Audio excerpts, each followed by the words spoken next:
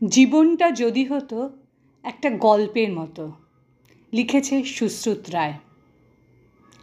অ্যাকশনের একদিন আগে।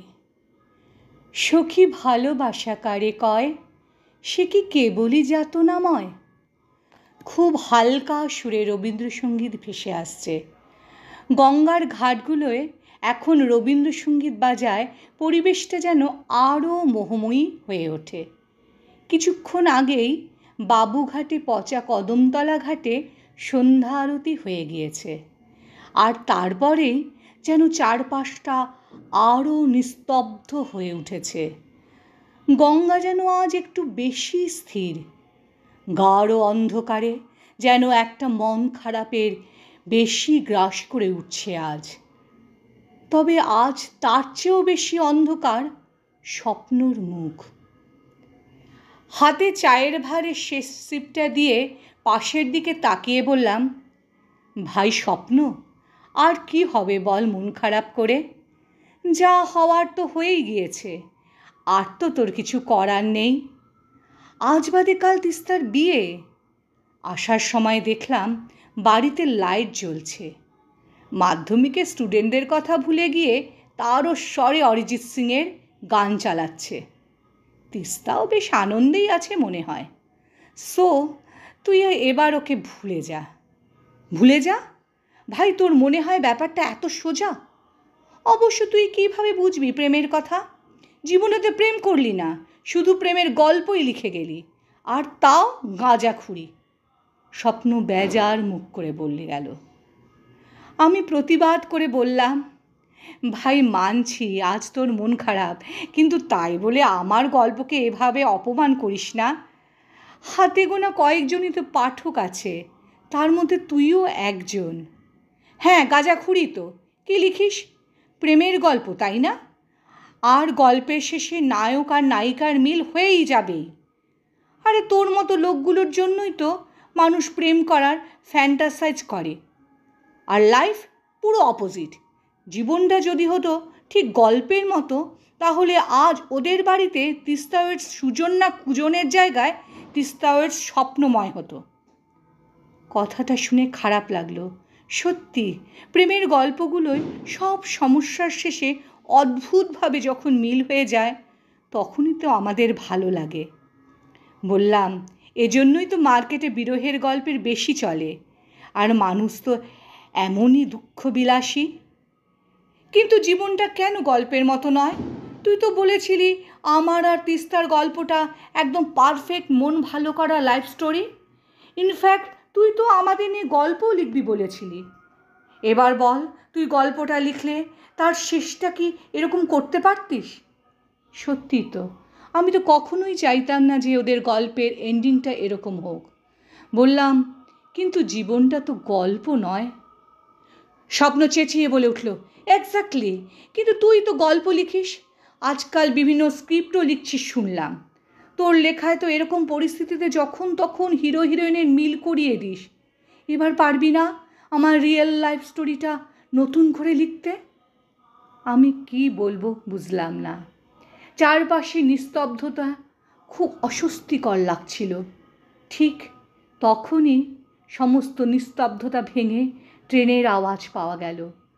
গাঢ় অন্ধকার ভেদ করে চক্ররেলের আলোয় আমি তাকিয়ে থাকলাম স্বপ্নর দিকে।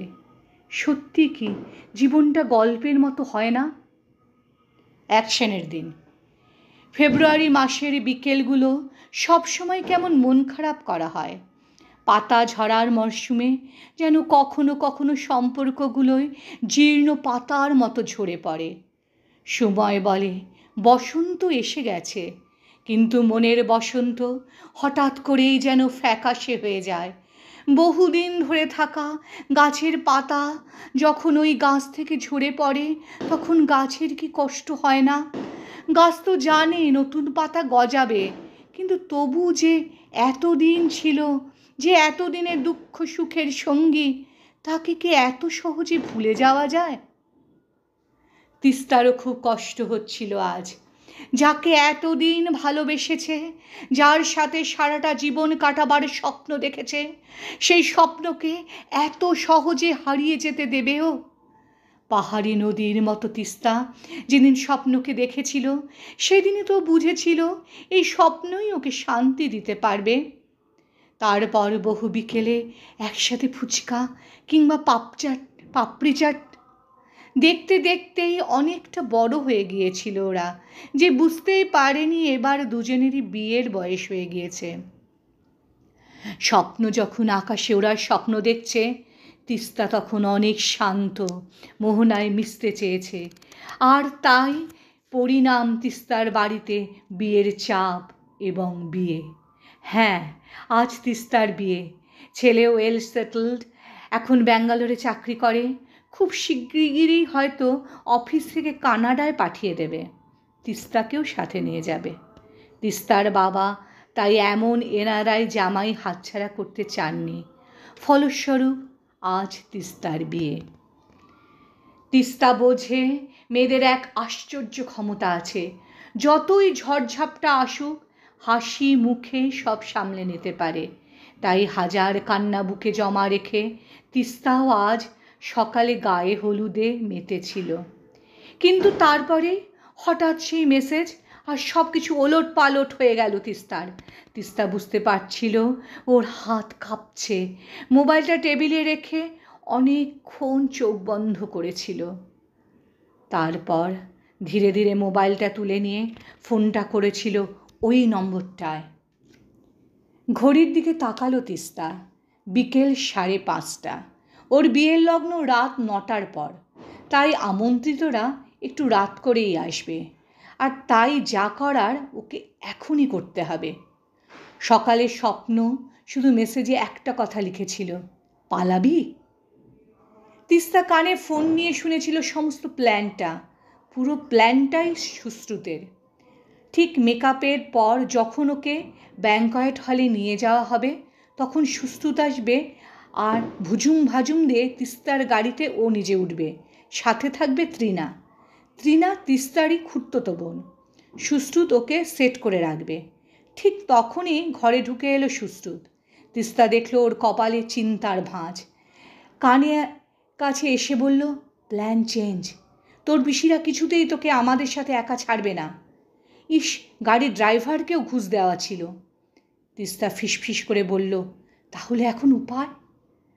স্বপ্ন ওর বাইক নিয়ে তোর গেটে আসছে। আমায় মিসড কল দিলেই আমরা বেরিয়ে পড়ব। তারপর সোজা কালীঘাট।